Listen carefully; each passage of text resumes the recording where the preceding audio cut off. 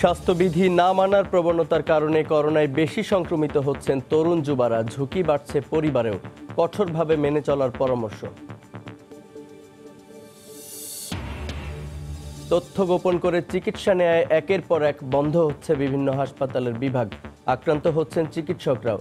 আলাদা কর্নার খোলার দাবি। দিনে সর্বোচ্চ ২৬৩৪টি নমুনা পরীক্ষায় শনাক্ত ৩১২। ভেন্টিলেশনের চেয়ে অক্সিজেন সিলিন্ডার কার্যকর, দাবি স্বাস্থ্যমন্ত্রী। সরকার ঘোষিত সুবিধা কৃষকের কাছে পৌঁছাতে সমন্বিত ব্যবস্থার তাগিদ বিশেষজ্ঞদের। শ্রমিক সংকটে উৎপাদন খরচ বাড়ায় লোকসানের আশঙ্কা কৃষকের। এবং হবিগঞ্জে বোরো ধান কাটার শ্রমিক সংকট নিরসনে বিশেষ উদ্যোগ জেলা প্রশাসনের। কৃষি শ্রমিক আনা হচ্ছে বাইরের জেলা থেকে। উত্তরাঞ্চল থেকেও শ্রমিক পাঠানো শুরু।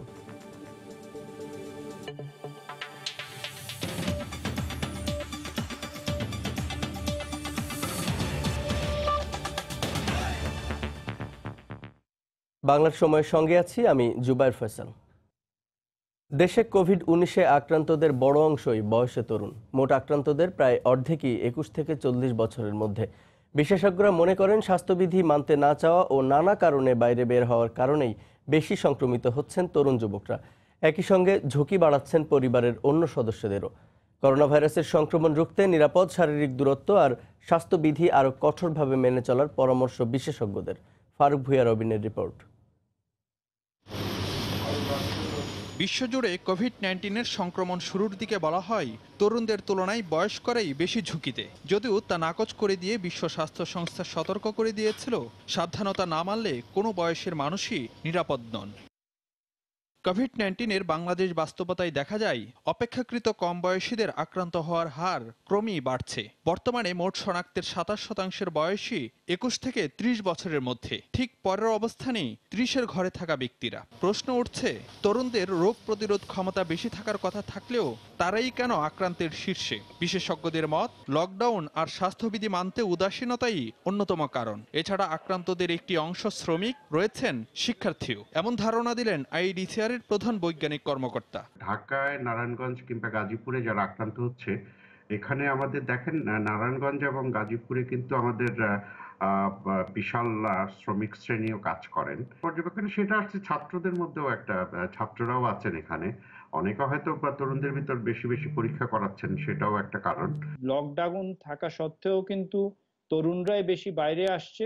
যখন বাইরে আসছে তখনই বেশি এক্সপোজড হচ্ছে এবং যার ফলে তাদের মধ্যে সংক্রমণের হারটা বেশি। বিশেষজ্ঞদের সতর্ক বার্তা, তরুণরা ঝুঁকিতে ফেলতে পারেন পরিবারের অন্যদেরও। শুধু তারা আক্রান্তই হচ্ছেন না, সেই ব্যক্তিটি কিন্তু আপনার তার পরিবারে সেই ভাইরাসটি নিয়ে যাচ্ছে এবং সেই ভাইরাসটি কিন্তু তার পরিবারের যারা প্রিয়জন, তার বাবা মা, তার দাদা বা তার নিচের দিকে তার ছেলে মেয়ের মধ্যেও কিন্তু এটা সংক্রমিত করে দিচ্ছেন। নভেল করোনা ভাইরাস কোভিড-19 যে কোনো বয়সের মানুষেরই সংক্রমিত হওয়ার ঝুঁকি রয়েছে। আর এক্ষেত্রে বিশেষজ্ঞদের পরামর্শ, নিরাপদ শারীরিক দূরত্ব আর স্বাস্থ্যবিধি মেনে চলার যে নির্দেশনাগুলো দেওয়া হচ্ছে, সেগুলো কঠোরভাবে মেনে চলার মাধ্যমে সম্ভব এ রোগের সংক্রমণ থেকে নিজেকে বাঁচানো। ফারুক ভুঁইয়া, রবিন, সময় সংবাদ, ঢাকা। তথ্য গোপন করে চিকিৎসা নেয় একের পর এক বন্ধ হচ্ছে বিভিন্ন হাসপাতালের বিভাগ। শুধু বিদেশ ফেরা নয়, করোনা আক্রান্তের খবর পর্যন্ত গোপন করে প্রতিদিন অসংখ্য চিকিৎসককে আক্রান্ত করছেন রোগীরা। বিশেষজ্ঞরা বলছেন, রোগীদের বাস্তবতা বোঝানোর পাশাপাশি সেবা দানে চিকিৎসকদের আরও সতর্ক করা না গেলে কোভিড মোকাবেলায় চরম বিপদের মুখোমুখি হবে বাংলাদেশ। এক্ষেত্রে সব হাসপাতালে পিপিই সরবরাহের পাশাপাশি ঝুঁকিপূর্ণ রোগীদের জন্য শিগগিরই আলাদা কর্নার খোলার দাবি চিকিৎসকদের। দেখুন মুজাহিদ শুভর রিপোর্টে। সারা দেশে আক্রান্ত হওয়া চিকিৎসকদের ৯০%ই সাধারণ হাসপাতালের। এসব হাসপাতালে আগের নিয়মে সেবা অব্যাহত থাকায় আক্রান্তের হার বাড়ছেই। ডেল্টা, আনোয়ার খান মডার্ন, ইনসাফ, বারাকা হাসপাতালের মতো সাময়িক সেবা বন্ধের তালিকায় প্রতিনিয়তই যোগ হচ্ছে নতুন নতুন নাম। সম্প্রতি ইব্রাহিম কার্ডিয়াক হাসপাতালে করোনা আক্রান্ত একজন রোগী তথ্য গোপন করে চিকিৎসা নিতে আসেন। মুমূর্ষু অবস্থায় লক্ষণ প্রকাশ পাওয়া রোগীর পরীক্ষা করতে চাইলে পরিবার তার কোভিড-19 আক্রান্ত হওয়ার কথা স্বীকার করেন। এরপরই বন্ধ করে দেয়া হয় সিসিইউ। কোয়ারেন্টাইনে চলে যান অন্তত ১২ জন চিকিৎসক। সাময়িকভাবে তিনি মনে করছেন যে লাভবান হবেন, আলটিমেটলি কিন্তু এটা ডিটেক্ট হচ্ছেই, এবং যখন ডিটেক্ট হচ্ছে তখন রোগীও বিপদে পড়ছে, তার থেকে বড় বিপদে পড়ছে হাসপাতাল এবং চিকিৎসকরা। অন্যদিকে তথ্য গোপন সহ না জেনে চিকিৎসা নিতে এসে ঢাকা মেডিকেল কলেজ হাসপাতালের 5টি বিভাগের বেশ কয়েকটি ইউনিটের সেবা বিঘ্নিত হয়। কোয়ারেন্টিন ও আইসোলেশনে থাকা প্রায় অর্ধশতাধিক চিকিৎসক ও স্বাস্থ্যকর্মীর পর্যায়ক্রমে পরীক্ষা করার কথা জানান ডিএমসি কর্তৃপক্ষ। শ্বাসকষ্ট রয়েছে, উনি না বলেছেন পেটে ব্যথা হচ্ছে, এবং আলটিমেটলি শ্বাসকষ্ট হলো, ওই ভদ্রলোককে বাঁচানো গেল না। এই রোগীরা কিন্তু আমাদের ইমার্জেন্সি এবং আউট পেশেন্ট ডিপার্টমেন্টে আমাদের ইউজুয়াল পেশেন্টের সাথে চলে আসছে। এই যদি অবস্থা হয় তাহলে বাংলাদেশের অন্যান্য হসপিটালে তো আরও তীব্র, ডক্টরের উপর ইনফ্লুয়েন্স করে তারা একটা চিকিৎসা দেওয়ার ব্যবস্থা করে। তথ্য গোপনের প্রকৃত কারণ অনুসন্ধান করে সরকারকে সবার সেবা নিশ্চিত করার আহ্বান জানিয়েছেন বিশেষজ্ঞরা। রোগীদেরকে অনুরোধ করবে আপনারা সঠিক তথ্য চিকিৎসকদের দিন, না দিলে চিকিৎসক সহ স্বাস্থ্যকর্মীরা এবং হাসপাতাল রোগ সংক্রমণের ঝুঁকিতে থাকবে। রোগীদের তথ্য গোপন বা অসচেতনতায় কোভিড যুদ্ধে ক্রমাগতভাবে রসদ কমছে বাংলাদেশের। সামাজিক সংক্রমণের চতুর্থ ধাপে তাই যে কোনো রোগী দেখার আগেই চিকিৎসক বা স্বাস্থ্যকর্মীদের পিপিই পরার আহ্বান বিশেষজ্ঞদের। মুজাহিদ শুভ, সময় সংবাদ, ঢাকা। করোনার প্রভাবে কৃষি খাতে বিপর্যয় এড়াতে সরকার ঘোষিত সুযোগ সুবিধা কৃষকের কাছে পৌঁছাতে সুসমন্বিত ব্যবস্থার তাগিদ দিয়েছেন বিশেষজ্ঞরা। তাদের কারো কারো মতে প্রান্তিক পর্যায়ে প্রণোদনা সুবিধা পৌঁছাতে হলে কৃষি অফিসকে সম্পৃক্ত করতে হবে। এদিকে শ্রমিক সংকটে উৎপাদন খরচ বাড়ায় বড় ধরনের লোকসানের আশঙ্কা করছেন কৃষকরা। মানিকগঞ্জ, কালীগঞ্জ, নরসিংদীর ঘোড়াশাল ঘুরে এনে জানাচ্ছেন সেলিয়া সুলতানা। ক্যামেরায় ছিলেন শেখ সালাউদ্দিন। মানিকগঞ্জের এলাকাগুলোতে ফসল কিছুটা সবুজ থাকলেও গাজীপুরের কালীগঞ্জ থেকে নরসিংদীর ঘোড়াশাল পর্যন্ত যেতে চোখে পড়বে সবুজ থেকে সোনালী হতে শুরু করা সবুজের সামিয়ানা। চলতি সপ্তাহ থেকে বোরো ধান ঘরে তোলার উপযোগী হতে শুরু করলেও আনন্দের তুলনায় তা যেন কৃষকের হাসি উজাড়ের কারণ। বৃষ্টি হলে অনেক ক্ষতি হবে ধানের, ওই যে লোকজন কামলা নেই, এলাকার লোকে বলে 7,000 টাকা, অল্প জায়গা, আমি ওই জায়গায় আমি 2,000 টাকা কাটাই। রংপুর থেকে, দিনাজপুর থেকে লোক তারা আসে কাটে, কিন্তু এবার তো নিজেদেরটা কাটতে হইতেছে, খুব সমস্যা হইতেছে। অন্যদিকে বোরো ধান তুলতে এই মৌসুমে এক এলাকা থেকে আরেক এলাকায় যারা কাজ করেন তারাও লকডাউনের অবস্থায় কাজের এলাকায় পৌঁছতে পারছেন না। ধানের মনে বেশি পড়ে যায় খরচ, ধান কাটার বিষয়ে আলাপ করতাম গেছে, হাজার লেগে মানা করে। এই বছর করোনা সংক্রমণের কারণে দিনমজুর না পাওয়া এবং এই ধান সময় মতো ঘরে তুলতে না পারা এবং এই ধানের যে ব্যয় হয়েছে, যে খরচ হয়েছে, সেটি আবারও বাজারে উঠবে কিনা সবকিছু নিয়ে এক ধরনের আশঙ্কার মধ্যে পড়েছেন কৃষকরা। তারা বলছেন আউশ চাষে প্রণোদনা পাওয়ার সম্ভাবনা থাকলেও বোরো চাষিদের জন্য আসলে কোনো সুসংবাদ কি আছে?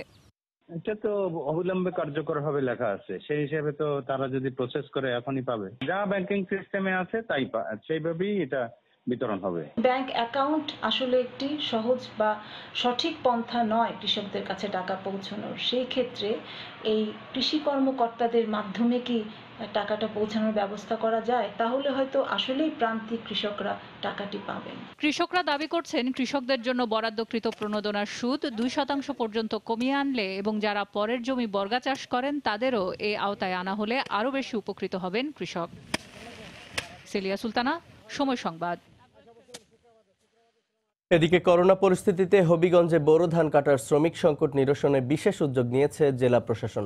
জেলার কর্মহীন বিভিন্ন পেশার লোকদের ধান কাটতে আগ্রহী করা, বাইরের জেলা থেকে দক্ষ শ্রমিক আনাসহ শ্রমিকদের নিয়মিত খাদ্য সহায়তা দেয়া হচ্ছে। নামমাত্র মূল্যে দেয়া কম্বাইন্ড হারভেস্টার মেশিনে দ্রুত সময়ে কাটা হচ্ছে বোরো ধান। এতে বোরো ফসল উত্তোলনে অনেকটাই দুশ্চিন্তা কেটেছে কৃষকের। রাশেদ আহমদ খানের তথ্য ও ছবি নিয়ে রিপোর্ট। হাওর বেষ্টিত হবিগঞ্জ জেলার প্রধান ফসল বোরো মৌসুমের ধান। প্রতি বছরই জেলার কৃষকরা ধান কাটার শ্রমিক সংকটে ভোগেন। এবার করোনার প্রভাবে যান চলাচল নিষিদ্ধ থাকায় ধান কাটার শ্রমিক সংগ্রহ নিয়ে চরম দুশ্চিন্তায় ছিলেন কৃষকরা। পাশাপাশি অতিবৃষ্টির কারণে কৃষি বিভাগের আগাম বন্যার পূর্বাভাসেও শঙ্কিত তারা। এই অবস্থায় কৃষকদের বাঁচাতে এগিয়ে এসেছে জেলা প্রশাসন। হারভেস্টার মেশিনের পাশাপাশি কৃষি বিভাগের সহযোগিতায় জেলার চা শ্রমিক সহ বিভিন্ন পেশার কর্মহীন শ্রমিকদের ধান কাটায় আগ্রহী করে তুলছে। 24 জন কামলা আনছি, বর্তমানে আমার জমি খারাপ হচ্ছে। জেলা প্রশাসন থেকে শ্রমিকের ব্যবস্থা করা হয়েছে, এখন কোনো কাজকর্ম করতে পারি না, লাগে ধান কাটা আইতেছে। আমরা সুস্থভাবে আছি, আমরা কৃষকরা চাই আমরা সুস্থ রাখতাম। রাস্তাঘাটে কোনো সমস্যা না হয়, যে এই দৃষ্টি আকর্ষণের প্রশাসনে যাতে রাখে জেলার ফসল যাতে নষ্ট না হয় এর জন্য 70% ভর্তুকিতে দেয়া হচ্ছে 19টি কম্বাইন হারভেস্টার মেশিন। উদ্দীপনা জোগাতে জেলা প্রশাসনের পক্ষ থেকে শ্রমিকদের দেয়া হচ্ছে দুপুরের খাবার সহ নিয়মিত খাদ্য সামগ্রী। প্রত্যেকটি কৃষি শ্রমিককে 10 কেজি চাল, 2 কেজি আলু, 1 কেজি ডাল, 1 কেজি তেল এবং 1টি করে সাবান দেওয়া হয়েছে। এদিকে কৃষি বিভাগ জানায় এরই মধ্যে 17% বোরো ফসল কাটা শেষ হয়েছে। নির্ধারিত সময়েই ধান কাটতে সব ব্যবস্থা নেওয়া হয়েছে। কৃষি সম্প্রসারণ অধিদপ্তর যৌথভাবে আমরা এখানে শ্রমিকের বিষয়টি সমন্বয় করেছি। বাহির থেকেও আমরা শ্রমিক, জেলা প্রশাসন এবং পুলিশ প্রশাসনের মাধ্যমে এখানে শ্রমিক নিয়ে আসা হয়েছে। জেলায় এবছর 1,21,000 হেক্টর জমিতে ধান উৎপাদনের লক্ষ্যমাত্রা ধরা হয়েছে 4,70,000 মেট্রিক টন। সময় সংবাদ, হবিগঞ্জ। হাওর দক্ষিণাঞ্চলে আগাম বোরো ধান কাটা মাড়াইয়ের জন্য উত্তরাঞ্চল থেকে কৃষি শ্রমিক পাঠানো শুরু হয়েছে। প্রথম দিন রংপুর থেকে 80 জন শ্রমিককে পাঠানো হয়েছে কুমিল্লায়। তারিকুল ইসলামের ক্যামেরায় রতন সরকারের রিপোর্ট। রোববার বিকেলে রংপুরের গঙ্গাচড়া উপজেলার লক্ষ্মীটারি থেকে 80 জন ক্ষেত মজুরকে নিয়ে দুটি বাস যায় কুমিল্লার 14 গ্রামে। এর আগে স্বাস্থ্য পরীক্ষা করা হয় সকলের। টানা লকডাউনে কর্মহীন হয়ে পড়া শ্রমজীবী মানুষগুলো শেষ পর্যন্ত ধান কাটতে দেশের আরেক প্রান্তে যেতে পেরে আনন্দিত। ধান কাটা কাজ করার জন্য ইউনিয়ন চেয়ারম্যান পাঠাইতেছে প্রশাসনের মাধ্যমে। ওখানে গৃহস্থর সাথে যোগাযোগ হচ্ছে, আমরা যাব 15-20 দিনের মধ্যে কিছু টাকা কামাই করে এসে বাড়িতে। একটু আগে ভাগে ধান পাকে বলে বরাবরই রংপুর, কুড়িগ্রাম, লালমনিরহাট, গাইবান্ধা, নীলফামারী সহ আশেপাশের এলাকা থেকে প্রচুর কৃষি শ্রমিক ওই অঞ্চলে গিয়ে ধান কাটেন। এবার লকডাউনে শ্রমিক সংকট দেখা দিলে প্রধানমন্ত্রী উত্তরাঞ্চল থেকে শ্রমিক পাঠানোর নির্দেশ দেন। আমরা আশা করি যে আমাদের শ্রমিক দিয়ে তারপরে বিভিন্ন জায়গার যে শ্রমিকগুলো আছে নিশ্চিন্তে এই হাওড়ের ধানটি সরবরাহ করতে হবে। চাহিদা অনুযায়ী শ্রমিক পাঠানোর এই কার্যক্রম অব্যাহত থাকবে বলে জানিয়েছেন জেলা প্রশাসক। যারা আগে গিয়েছিল তাদের সাথে যোগাযোগ করেছে, যারা আমরা এখানেও ক্লিয়ারেন্স পাবো যে হ্যাঁ এটার সাথে তাদের সাথে এদের মিল আছে এবং ওখানে যোগাযোগ করে কনফার্ম হলেই তাহলে আমরা পাঠাবো। দেশের দক্ষিণ ও উত্তর পূর্বের হাওর অঞ্চলে ধান পাকতে শুরু করেছে। একই সময়ে আগাম বন্যার পূর্বাভাস আর শ্রমিক সংকটে দিশেহারা কৃষকের জন্যই শুধু নয়, এই উদ্যোগ অর্থনৈতিক টানাপোড়েনের এই সময়ে দেশের খাদ্য নিরাপত্তার জন্য কিছুটা স্বস্তিদায়ক। রতন সরকার, সময় সংবাদ, রংপুর। একদিনে সর্বোচ্চ 2634টি নমুনা পরীক্ষায় নতুন শনাক্ত হয়েছেন 312 জন। অনলাইনে স্বাস্থ্য অধিদপ্তরের নিয়মিত বুলেটিনে যুক্ত হয়ে স্বাস্থ্যমন্ত্রী জাহিদ মালেক এসব তথ্য দেন। 24 ঘন্টায় আরও 9 জন সহ মোট 75 জন সুস্থ হয়েছেন বলেও জানায় স্বাস্থ্য অধিদপ্তর। বাংলাদেশ করোনা আক্রান্তের 7ম সপ্তাহ পার করছে। ইউরোপ, আমেরিকার মতো করোনা শনাক্তের গ্রাফ দেশেও ঊর্ধ্বমুখী, বাড়ছে মৃত্যুর তালিকাও। রোববার অনলাইন বুলেটিনে স্বাস্থ্যমন্ত্রী জানান, একদিনে সর্বোচ্চ 2634 জনের নমুনা পরীক্ষায় 312 জনের দেহে করোনা শনাক্ত হয়েছে। মৃত্যুবরণ হয়েছেন 9 জন। দুঃখের কিছুদিনের অভিজ্ঞতায় আইসিইউর ফলাফল ভালো পাওয়া যায়নি। যে 9 জন রোগীকে ভেন্টিলেটরে দেওয়া হয়েছিল তার মধ্যে দুঃখের বিষয় 8 জনই মৃত্যুবরণ করেছে। বিশেষজ্ঞরা বলছেন অক্সিজেন থেরাপির উপরে জোর বেশি দিচ্ছেন, কারণ সেখানে চিকিৎসার ফল ভালো পাচ্ছেন। ব্রাহ্মণবাড়িয়ায় জানা যায় জনসমাগমকে দুঃখজনক বলে মন্তব্য করেন মন্ত্রী। লকডাউন যথাযথভাবে না মানার কারণে কমিউনিটি ট্রান্সমিশন বাড়ছে বলেও জানান তিনি। আমরা যদি স্বাস্থ্য নির্দেশাবলী না মেনে চলি আমাদের ফলাফল ভালো হবে না। ব্রাহ্মণবাড়িয়ায় হাজার হাজার লোক জানাজায় শরীক হয়েছে। আশঙ্কা করি অনেক লোক আক্রান্ত হয়তোবা হয়েছে। প্রশাসন নিয়ন্ত্রণ করতে ব্যর্থ হয়েছে। নতুন শনাক্ত হওয়া 312 জনের মধ্যে 44 ভাগ ঢাকার, 31 ভাগ নারায়ণগঞ্জের এবং বাকি 25 ভাগ বিভিন্ন জেলার বাসিন্দা।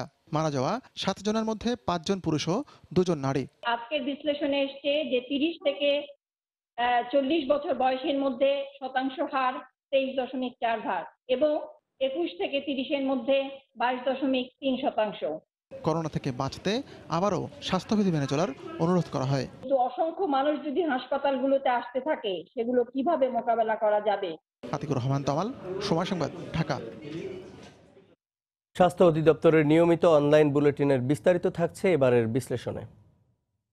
আমরা দেখতে চাই কি পরিমাণ মানুষ গত 24 ঘন্টায় বাংলাদেশে আক্রান্ত হয়েছে কিংবা মারা গিয়েছে। নতুন করে শনাক্ত হয়েছে 312 জন, মোট আক্রান্ত হয়েছে 2456 জন, অর্থাৎ গত প্রায় 1.5 মাস ধরে। একই সঙ্গে এই গত 24 ঘন্টা আমরা দেখেছি বাংলাদেশে নতুন করে মারা গিয়েছে 7 জন। এ নিয়ে মোট দেশে 91 জন করোনা রোগী মারা গেলেন। আমি যদি একটু শতাংশ হিসেবে বলি, মোট আক্রান্তের মধ্যে 66% হলো পুরুষ এবং 34% হলো নারী।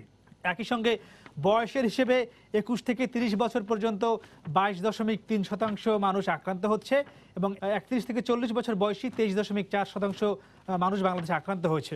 40 ঊর্ধ্ব কিংবা 20-এর কম এই আক্রান্তের সংখ্যা হলো বাকি 55%। গত 24 ঘন্টা সহ এই গত 1.5 মাসে বাংলাদেশে কি পরিমাণ আক্রান্ত হলো, সেই 8 মার্চ প্রথম আক্রান্ত বাংলাদেশে শনাক্ত হয়েছিল। এরপরে আমরা দেখেছি এই প্রায় 1.5 মাসের মধ্যে কিন্তু সেটি 2456 গিয়ে ঠেকেছে।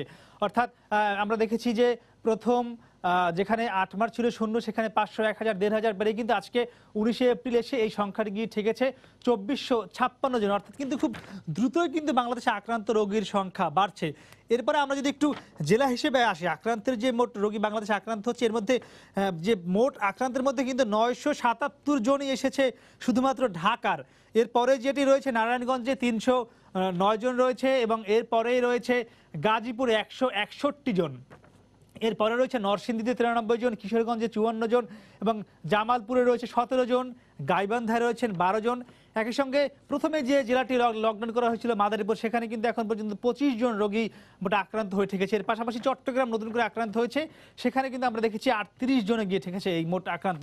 এই যে মোট আক্রান্ত হচ্ছে দেশে বিভিন্ন জেলায়, এর বেশিরভাগই কিন্তু আক্রান্ত হচ্ছে ঢাকা, নারায়ণগঞ্জ এবং গাজীপুর থেকে যেসব লোকজন দেশের বিভিন্ন জায়গায় যাচ্ছেন তারাই কিন্তু আক্রান্ত হচ্ছেন। মোটামুটি বলা যায় যে এখন কিন্তু মানুষের সচেতনতা ছাড়া এই যে বাংলাদেশে করোনা রোগীদের আক্রান্ত কিংবা মৃতের সংখ্যা এটা কিন্তু কমানো যাবে না। তো মোটামুটি আমার কাছে এই ছিল সবশেষ। সরকারি নির্দেশনার পর প্রশাসনের তৎপরতায় কয়েকদিন মানুষজন ঘরে থাকলেও এখন আবারও বাইরে মানুষের ভিড় বাড়ছে। এদিকে আইইডিসিআর এর নির্দেশনা থাকলেও ঢাকা থেকে আসা লোকজনকে কোনোভাবেই ঘরে রাখা যাচ্ছে না বলে অভিযোগ স্থানীয়দের। লোকজনকে ঘরে রাখতে হিমশিম খাচ্ছে মাঠ পর্যায়ের প্রশাসন। হোসেন আলীর তোলা ছবি নিয়ে হারুনুর রশিদের রিপোর্ট। হোম কোয়ারেন্টিন নিশ্চিত এবং মানুষকে ঘরে রাখতে প্রশাসন, আইনশৃঙ্খলা বাহিনী, সেনাবাহিনী সহ জনপ্রতিনিধিরা দিনরাত কাজ করলেও তা মানছেন না অনেকেই। শহর এলাকাগুলোতে মানুষের চলাফেরা কিছুটা নিয়ন্ত্রণে থাকলেও গ্রামের অবস্থা শোচনীয়। বিশেষ করে ঢাকা থেকে আসা লোকজনকে কোনোভাবেই ঘরে রাখা যাচ্ছে না। হরহামেশাই তারা দোকানপাট, বাজারে ঘোরাঘুরি ও আড্ডা দিচ্ছেন বলে অভিযোগ এলাকাবাসীর। তারা ঢাকা থেকে আসছে, আসা ঘরে থাকে না, প্রশাসনের নির্দেশনা মানে না। আমাদের এলাকার এটা ভয়, বিরাট ভয়। শৃঙ্খলা ভাঙলে প্রশাসন কঠোর অবস্থানে থাকে এবং কঠোর শাসন ব্যবস্থা নিয়ে আসে। এদিকে প্রবাসীদের হোম কোয়ারেন্টিন নিশ্চিত করতে পারলেও ঢাকা থেকে আসাদের ঘরে রাখতে হিমশিম খাচ্ছে প্রশাসন। যারা ঢাকা থেকে এসেছে ওরা আবার রাস্তায় চলে আসছে, মোড়ে মোড়ে বসে আড্ডা দিচ্ছে। এটা নিয়ে আমরা কিছুটা উদ্বিগ্ন এবং আমরা বলতে চাই যে এটা একটা সামাজিক আন্দোলন দরকার। মাইকিং এর মাধ্যমে, হ্যান্ড মাইকের মাধ্যমে, বিভিন্ন লিফটের মাধ্যমে তাদেরকে বলা হচ্ছে আপনি ঘরে থাকুন, নিজে বাঁচুন, অন্যকে বাঁচার জন্য সহায়তা করুন। এদিকে জেলা প্রশাসক জানালেন সবাইকে ঘরে রাখতে জোর তৎপরতা চলছে। ম্যাজিস্ট্রেট সাহেবদের নেতৃত্বে আর্মি, পুলিশ তারা টহল দিচ্ছে। পাড়ায় পাড়ায় স্বেচ্ছাসেবক বাহিনী গড়ে তুলেছি। এছাড়া মসজিদ কমিটিগুলোর সহায়তায় যারাই নতুন আসছে এলাকায় তাদেরকে আমরা হোম কোয়ারেন্টাইন নিশ্চিত করার চেষ্টা করছি। ময়মনসিংহে করোনা প্রতিরোধে গত 26 দিনে ভ্রাম্যমাণ আদালতের 3766টি অভিযানে 19 জনকে কারাদণ্ড সহ 1341 জনকে অর্থদণ্ড ও মামলা দেয়া হয়। এতে প্রায় 8,78,000 টাকা জরিমানা আদায় হয়েছে বলে জেলা প্রশাসন সূত্রে জানা গেছে। হারুনুর রশিদ, সময় সংবাদ, ময়মনসিংহ। বাংলার সময় আরও থাকছে। টমেটোর বাম্পার ফলনেও হাসি নেই দিনাজপুরের কৃষকের মুখে। ক্রেতা কমার সাথে যুক্ত হয়েছে পরিবহন সংকট।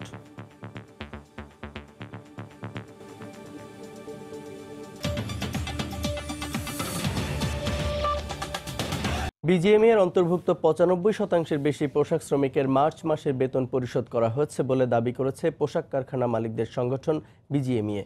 সময় সংবাদকে টেলিফোনে এই কথা জানান বিজিএমইএ এর সহ সভাপতি ফয়সাল সামাদ। বাকি কারখানার বেতন দিতে শ্রমিক ও মালিক পক্ষ বসে সিদ্ধান্ত নেবে বলেও জানান তিনি। এদিকে এখনও বহু শ্রমিকের বেতন বাকি আছে দাবি করে শ্রমিক নেত্রী নাজমা আক্তার জানিয়েছেন পুরো বেতন পরিশোধ না করলে শ্রম মন্ত্রণালয়কে ব্যবস্থা নেওয়ার অনুরোধ জানাবেন তারা। 92% যেখানে স্যালারি দেওয়া হয়ে গেছে, বাকিটাও হবে। এর বাইরে থাকতে পারে, দুই একটা থাকতে পারে। শ্রমিকদের সাথে এবং মালিকদের সাথে কথা বলে এটাকে নিউট্রালাইজ করা এবং সেই কবে পেমেন্ট করবে সেই পেমেন্টের ডেট ঠিক করা, ইভেন ওই পেমেন্টে এনশোর করা। আমাদের তো অনেক গার্মেন্টসের ওয়ার্কাররা করতেছে, বেতন পায় নাই। 80% হয়েছে কিনা আমার সন্দেহ আছে। তাই এখন আমরা শ্রমমন্ত্রী জানাবো যে আইনের বাস্তবায়ন নাই, তার কাছেই করবো যে এই আইন যেন বাস্তবায়ন হয়। করোনা পরিস্থিতিতে খাদ্য সংকটে হতদরিদ্রদের মাঝে বিভিন্ন জেলায় ত্রাণ বিতরণ করেছেন স্থানীয় জনপ্রতিনিধি, বিভিন্ন সামাজিক সংগঠন ও আইন শৃঙ্খলা রক্ষাকারী বাহিনী। ক্ষুধা নিবারণে চাল, ডাল ও নিত্য প্রয়োজনীয় খাদ্য সামগ্রী পেয়ে খুশি হতদরিদ্ররা। এদিকে ত্রাণ না পেয়ে কয়েকটি জেলায় বিক্ষোভ করেছেন কর্মহীন অসহায় মানুষ। ব্যুরো প্রতিবেদক ও জেলা প্রতিনিধিদের পাঠানো তথ্য ও ছবি নিয়ে রিপোর্ট। করোনা পরিস্থিতিতে কর্মহীন হয়ে ঘরবন্দি থাকায় অনেকেই খাদ্য সংকটে পড়েছেন। এমন পরিস্থিতিতে সরকারি খাদ্য সহায়তার পাশাপাশি ত্রাণ দিচ্ছেন আইন শৃঙ্খলা রক্ষাকারী বাহিনী ও বিভিন্ন সামাজিক সংগঠন। রোববার দুপুরে নারায়ণগঞ্জের ফতুল্লায় বাড়ি বাড়ি গিয়ে পরিবার প্রতি 10 কেজি চাল, 5 কেজি ডাল, 5 কেজি আলু ও 5 লিটার তেল সহ নিত্য প্রয়োজনীয় খাবার পৌঁছে দেন সেনা সদস্যরা। বরিশাল সদরের টুঙ্গিবাড়িয়া এলাকায় 1000 পরিবারের মাঝে খাবার বিতরণ করেন পানি সম্পদ প্রতিমন্ত্রী জাহিদ ফারুক শামীম। সেই সঙ্গে খ্রিস্টান সম্প্রদায়ের 200 পরিবারকে খাদ্য সহায়তা দেয় মহানগর আওয়ামী লীগ। মৌলভীবাজারের 5040টি পরিবারের মাঝে খাদ্য বিতরণ করেন জেলা পরিষদ চেয়ারম্যান আজিজুর রহমান। এছাড়া 7টি উপজেলার 700 কৃষককে বিনামূল্যে দেওয়া হয় সার ও বীজ। এদিকে চরম খাদ্য সংকটে ত্রাণ না পেয়ে মাদারীপুরে ঢাকা বরিশাল মহাসড়ক অবরোধ করে বিক্ষোভ করেছেন বহু মানুষ। এ সময় তারা অভিযোগ করেন, বারবার স্থানীয় জনপ্রতিনিধিরা তালিকা করেও ত্রাণ দিচ্ছেন না। একই দাবিতে সিরাজগঞ্জ ও জামালপুরেও বিক্ষোভ ও মানববন্ধন করেন হতদরিদ্ররা। আবু নোমান, সময় সংবাদ। টমেটোর বাম্পার ফলন হলেও হাসি নেই দিনাজপুরের কৃষকের মুখে। বাজারে ক্রেতা কমেছে, সঙ্গে যুক্ত হয়েছে পরিবহন সংকট। এতে লোকসান গুনছেন কৃষক। অবশ্য লোকসান পুষিয়ে নিতে সরকারের প্রণোদনা দেওয়ার কথা জানিয়েছে কৃষি বিভাগ। গোলাম নবী দুলালের তথ্য ও মঞ্জিদ আলম শিমুলের ছবি নিয়ে রিপোর্ট। দিনাজপুর সদর উপজেলার শেখপুরা ইউনিয়নের কৃষক মনকুমার রায় চলতি বছর ভালো লাভের আশায় 1 বিঘা জমিতে টমেটোর আবাদ করেন, কিন্তু করোনা ভাইরাস সব প্রত্যাশা চুরমার করে দিয়েছে। টমেটোর দাম তো নাই, ব্যাপারী আসে না, খরচ তো খুব। এই করোনার কারণে তো ব্যাপারী আসিও পারছে না, এর না আসলে তো মানুষ থাকিবা দেয় না। একই অবস্থা জেলার অন্যান্য টমেটো চাষিদেরও। 1 বিঘা জমিতে টমেটো আবাদে খরচ হয় 50 থেকে 55 হাজার টাকা, কিন্তু এখন প্রতি মণ টমেটো বিক্রি করতে হচ্ছে 100 থেকে 120 টাকায়, যা স্বাভাবিক সময় বিক্রি হয়েছে 400 থেকে 500 টাকায়। গতবার আর কি 400-500 গিয়েছিল, এবার 150 টাকা মন যাচ্ছে। 1.5 বিঘা মাটির চাষটা করতে মনে করে 60 থেকে 70 হাজার টাকা আমাদের খরচ। এই পয়সাগুলো আমি কি এখন কেমন করে তুলব? বাজারে খাইতেছে না, পাইকার পত্র ঢাকা শহর ঢুকে না, ঢাকার শহরের পাইকার পত্রগুলোই মাল কটা নিতেছে। অন্যদিকে এ সময় সড়কে গাড়ি চালাতে আগ্রহী নন চালকরা। এতে বাজারে অন্য জেলার পাইকারদের সংখ্যা কমে গেছে। করোনা ভাইরাসের কারণে গাড়ি লোড হচ্ছে না, লোড ড্রাইভার আসতে পারতেছে না, রোড ঘাটে খাইতে সমস্যা। করোনা ভাইরাসের কারণে দিচ্ছে না যাইতে, বা পার্টিরাও আসতেছে না, মালও কেনা বেচা হচ্ছে না। অবশ্য ক্ষতি কিছুটা কাটিয়ে উঠতে সরকারের আর্থিক প্রণোদনা দেওয়ার কথা জানালেন কৃষি কর্মকর্তা। এই চাষিরা যারা, তাদেরকে ঘুরে দাঁড়ানোর জন্য আমরা কিন্তু একটা পরিকল্পনা নিচ্ছি। কৃষি বিভাগের তথ্য মতে এবার জেলায় 1150 হেক্টর জমিতে টমেটো উৎপাদনের লক্ষ্যমাত্রা ধরা হয়েছে 60,000 টন। সময় সংবাদ। ত্রাণ আত্মসাতের অভিযোগে আরও 12 জনপ্রতিনিধিকে সাময়িক বরখাস্ত করেছে স্থানীয় সরকার মন্ত্রণালয়। এদিকে দিনাজপুরের ঘোড়াঘাটে ইউপি চেয়ারম্যানের পরিত্যক্ত মুরগির খামার থেকে সরকারি খাদ্য বান্ধব কর্মসূচির 869 বস্তা চাল উদ্ধার করেছে পুলিশ। তদন্ত সাপেক্ষে এই ঘটনায় জড়িতদের বিরুদ্ধে আইনানুগ ব্যবস্থা নেওয়া হবে বলে জানিয়েছে উপজেলা প্রশাসন। তবে ইউপি চেয়ারম্যানের দাবি, বিতরণের জন্য চালগুলো খাদ্য গুদাম থেকে উত্তোলন করা হয়। দিনাজপুরের ঘোড়াঘাট উপজেলার সিংড়াপাড়া ইউনিয়ন পরিষদ চেয়ারম্যান মোহাম্মদ আব্দুল মান্নান মণ্ডলের একটি পরিত্যক্ত মুরগির খামারে সরকারি খাদ্যবান্ধব কর্মসূচির চাল থাকার খবর পায় স্থানীয় প্রশাসন। পরে সেখানে অভিযান চালিয়ে 869 বস্তা চাল উদ্ধার করা হয়। 10 টাকা মূল্যের যে চাল দেওয়া হয় 30 কেজি করে প্রতি মাসে, বছরে 5 মাস সেইটার চাল, এবং এটা ডিলার এনে ওনার হেফাজতে রাখে। এই বিষয়গুলো আমরা খতিয়ে দেখছি। যদি কোনো ধরনের অনিয়ম থেকে থাকে তাহলে আমরা ইনভেস্টিগেশন শেষে আমরা প্রচলিত আইনে এই ব্যবস্থা গ্রহণ করব। তবে ইউপি চেয়ারম্যানের দাবি বিতরণের জন্যই চালগুলো উত্তোলন করা হয়েছিল। সোয়ান অটো মিল কুলহাট, ওখান থেকে আমাদেরকে সরবরাহ করছে হচ্ছে আপনার 26 টন ৭৪ কেজি, অর্থাৎ 869 বস্তায়। ডিলারও সরবরাহ করছে, ডিলার এই গোডাউন ভাড়া নিছে, এখান থেকে চাউল বিতরণ করে। জামালপুরের ইসলামপুর উপজেলার গুঠাইল বাজারে 2 কালোবাজারের গুদাম থেকে খাদ্যবান্ধব কর্মসূচির 97 বস্তা চাল উদ্ধার করা হয়। এ ঘটনায় অভিযুক্ত মোয়াজ্জেম ও মোশাররফের বিরুদ্ধে আইনানুগ ব্যবস্থা নেওয়া হবে বলে জানিয়েছে পুলিশ। কিশোরগঞ্জের কটিয়াদীতে ত্রাণের চাল আত্মসাতের অভিযোগে আটক জেলা পরিষদের সদস্য মোহাম্মদ কামরুজ্জামানের বিরুদ্ধে শাস্তিমূলক ব্যবস্থা নিতে স্থানীয় সরকার মন্ত্রণালয়ে চিঠি দিয়েছে জেলা পরিষদ। এদিকে ত্রাণ আত্মসাতের অভিযোগে 3 জন ইউপি চেয়ারম্যান ও 9 জন ইউপি সদস্যকে সাময়িক বরখাস্ত করা হয়েছে। স্থানীয় সরকার মন্ত্রণালয়ের এক প্রজ্ঞাপনে বিষয়টি জানানো হয়।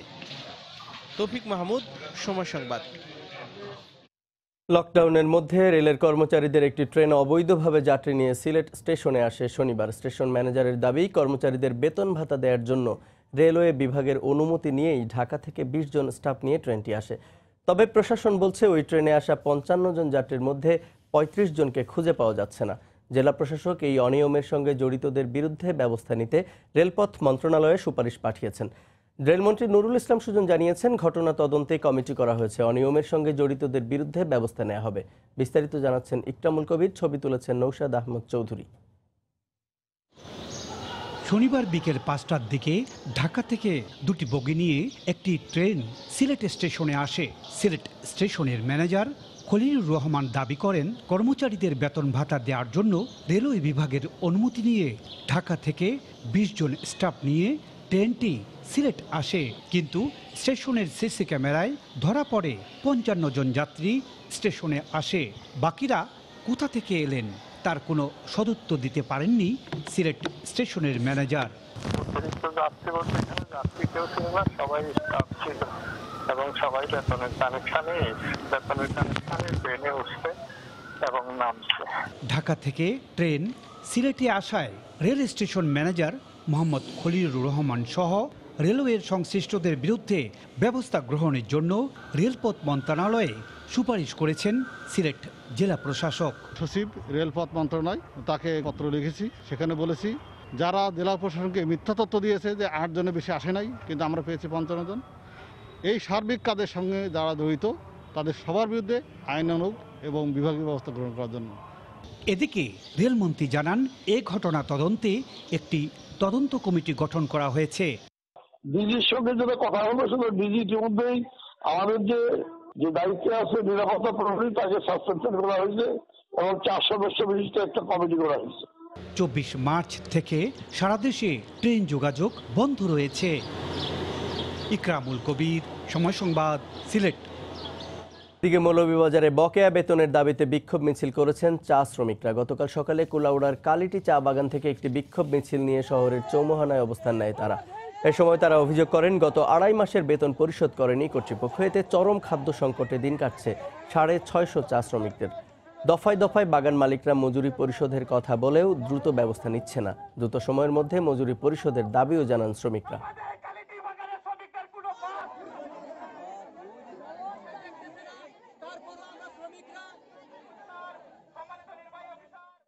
করোনা পরিস্থিতিতে লকডাউন অমান্য করে ঠাকুরগাঁও ও পটুয়াখালীর বাজারগুলোতে দেখা গেছে মানুষের উপচে পড়া ভিড়।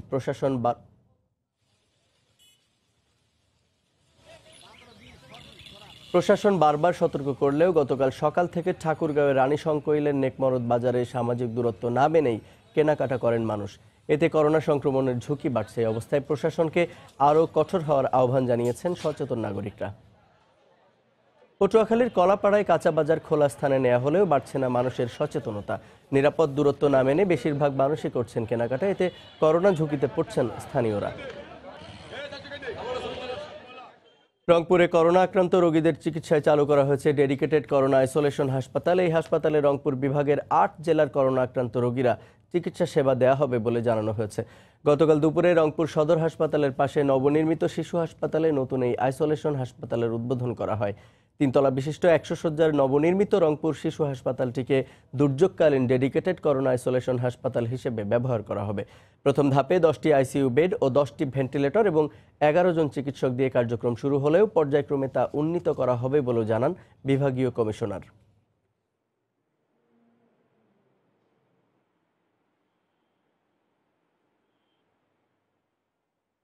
আরও বেশি সংখ্যক বেডের প্রয়োজন হয় করোনা ম্যানেজমেন্টের জন্য।